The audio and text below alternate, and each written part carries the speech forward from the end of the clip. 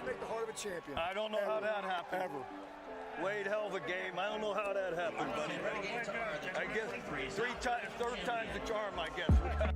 You know, coming into this last weekend, I was expecting three big things to happen in the sports world. One, the Seattle Kraken beating the Colorado Avalanche in the NHL playoffs. Game 7!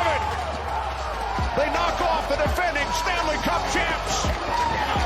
Two, the Seattle Seahawks having a great draft this year. Seahawks select Devin Witherspoon, cornerback, Illinois. Oh, there he is. And then three, the DC Defenders and the Houston Roughnecks would move on to the XFL Championship game. Well, 2.5 of those things came true, as the Houston Roughnecks lose in an upset to Arlington, and the Renegades would move on to play the DC Defenders in the Alamo Dome in San Antonio on May 13th. And we're going to break it down for you in this video today. Hi, welcome to the channel today, and thank you for being here. Hope you're doing well. If you like these kind of videos, make sure to hit the like and subscribe buttons. So, let's talk about it.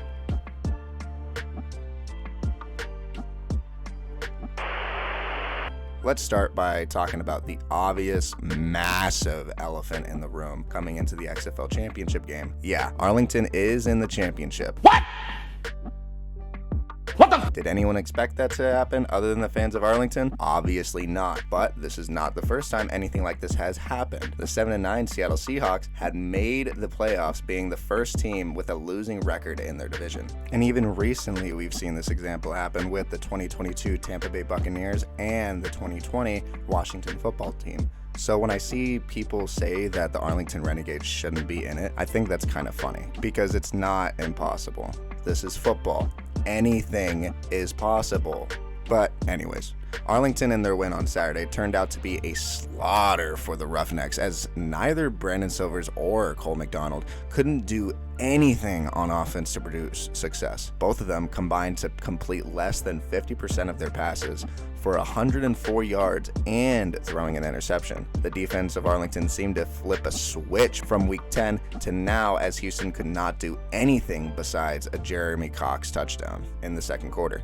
Offensively for the Renegades, Luis Perez seemed to also flip a switch and ball out compared to week 10, as he'd pass for 289 passing yards and 3 touchdowns, spreading the ball to his receivers, including wide receiver Javonte Payton, who besides this game hasn't done a whole lot this season.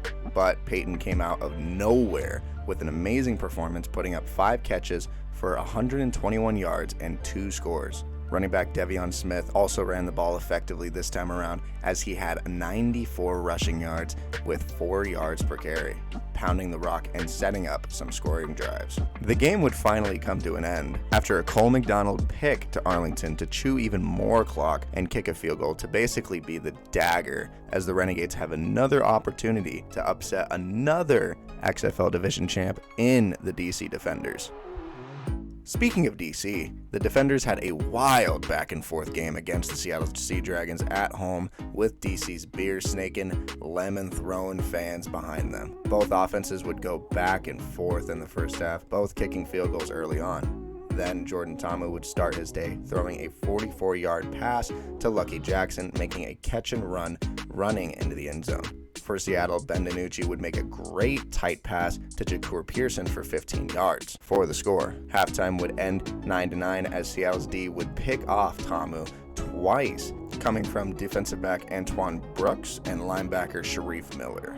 DC in the offense would pick things back up as they score 3 straight touchdowns in the third and going into the fourth quarters, with 2 of them being rushing scores from running backs Abram Smith and Cameron Harris, both pounding the rock on the goal line. And the other was from quarterback Jordan Ta'amu, throwing his second passing touchdown to tight end Ethan Wolf for 26 yards. With the score being 30-9 in the fourth quarter, Ben DiNucci would try and make a comeback happen, as Ben would throw 2 great touchdown passes to his third receiver on the roster, Jawan Green. The first was a 34-yard bomb to Green to help try and swing the momentum into Seattle's favor, and the second one was from 8 yards out, but it was already in a situation where they were going to lose, because there was about 7 seconds on the clock and they were still down by 2 scores. Seattle definitely gave all they had against DC, but after that Cameron Harris touchdown, that would basically be the dagger and the score for DC to become the XFL North Division champs and send the Defenders to the XFL Championship game.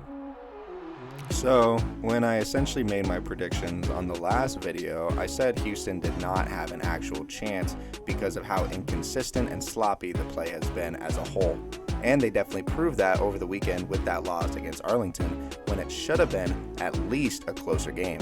I'm actually more excited now for the XFL Championships than I was in my last video when I said Houston was going to make it. And that's because the last time that Arlington and DC had played against one another, it was a great game, full of emotion, full of great plays on offense and defense, and it even went into overtime. Now, towards the end of that game, DC was obviously not on their A game, as both Jordan Ta'amu and backup quarterback Derek King would throw an interception at the end to keep Arlington alive and to eventually make it overtime.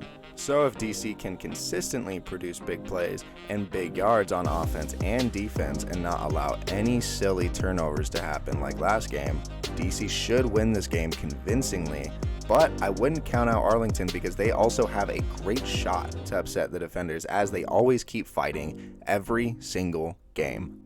Well, that's going to be the video for this week. If you enjoyed the content, please leave a like and let me know if the Renegades are going to pull off the upset, or will DC just continue dominating as majority of us expect. Keep an eye out for next week as I tell you who I think the XFL awards should go to, as well as which XFL players could go to play in the NFL after this season. Thank you again and have a good one.